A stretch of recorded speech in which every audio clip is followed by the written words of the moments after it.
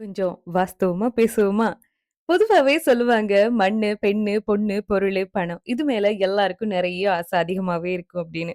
நமக்கெல்லாம் ஆசைக்கு பஞ்சமே கிடையாது. அதுலயும் மிகப்பெரிய ஆசை எது மேலனா, அது பணம் மேல கொஞ்சம் அதிகமாவே இருக்கும். நம்ம வாழ்க்கைக்கு காசு தேவை அப்படின்றதுல எந்தவித மாற்று கருத்தும் இல்ல. பணம் இருக்கிறவங்க, அவங்க கிட்ட அளவுக்கு அதிகமான பணம் இருக்குன்னு மனநிறைவு அடையாம இன்னும் பணத்த தேடி அலையுறாங்க.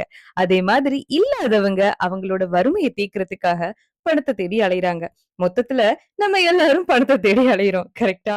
அந்த காலத்துல இருந்து இப்ப வரைக்குமே காசோட தேவை அதிகமா தான் இருக்கு. எப்பவுமே குறையாது. அப்படி பார்த்தா பணம் என்றால் பிணமும் வாயைத் திறக்கும் அப்படிங்கிற முதுமொழி இருக்கு.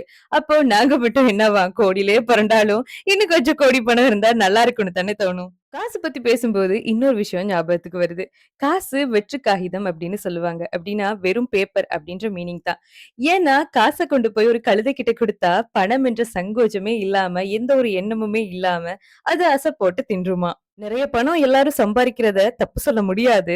பணத்த விட சில உறவுகளோட உணர்வு முக்கியம் அப்படின்னு சொல்லி நெறைய பேர் சொல்லுவாங்க. அப்படி பார்த்தா சில உறவுகள் கூட நம்மளோட இருக்கிறதுக்கு பணம் இருந்தா தானே நம்மள மதிக்கிறாங்க.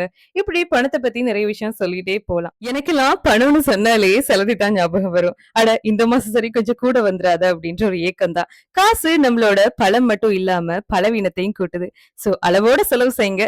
அவ்வளவுதான் முடிஞ்சுச்சு.